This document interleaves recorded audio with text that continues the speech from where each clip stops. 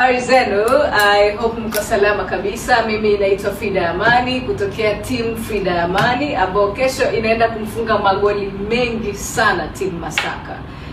Kabla tujaenda mbali, naomba niwaambie kwa nini hii mechi ni muhimu sana.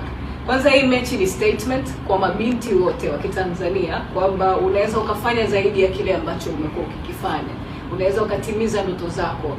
Ni mechi ambayo inachezwa na mabinti wawili ambao wako kwenye ndoto zao na wanazifanya, japokuwa kuna ugumu mwingi sana tunaelewa kwenye ndoto kama hizi. Nazungumza kuanzia kwenye rap, sio kitu kirahisi kumuona binti anakifanya na kwenye level ambayo unaifanya, lakini pia nazungumza kwenye football. Sio rahisi kuona binti kama Aisha Masaka akifanya na anafanya kwa ukubwa ambao anafanya. Tukumbushane jambo lingine ambalo ni kubwa zaidi, football inaendelea kuwa kubwa sana sasa hivi Tanzania, na kwa mabinti inaendelea kufanya vizuri. Tuna zaidi ya wachezaji 10 wa Kitanzania ambao wanacheza ligi ya nje. So that's a win for us. Na ndio maana natamani sana mabinti Tanzania nzima kwa ujumla, kuanzia vijana, tuje tusupport wazazi, familia. Hii ni proof. Wakati Professor J anabadilisha industry nzima ya muziki na kufanya muziki usionekane uhuni na muziki unaweza kufanya mabadiliko, watu walisupport kwa aina mbalimbali, kuanzia wanawake na wanaume.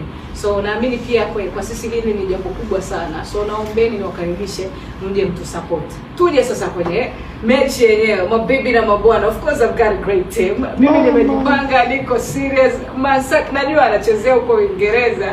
Kwanza awali kule mambo gani bala. So mimi nawakaribisha watu waje wa experience quality football. Nina timu ambayo ni nzuri, na mimi siku kwa sababu ninaelewa umuhimu wa kwamba timu inabidi iwe na kocha wa maana. Sijaje hapa mwenyewe, mkimuuliza kama ana kocha atawaambia ana kocha. Sasa timu gani haina kocha mpaka sasa hivi? Wanaenda kucheza kitu gani? So nimekuja, niko vizuri na nimejipanga, nina kocha wangu. Mimi nitawapa story moja.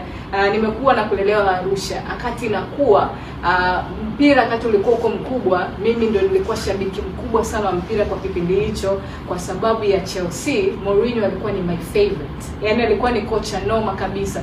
Naizungumza kipindi cha kina Didier Drogba, si ndio? Ilikuwa ni great. Yaani ni kitu ambacho nilikuwa nakienjoy. Sasa nikaja ngakutana na kocha ambaye Tanzania ana level hiyo.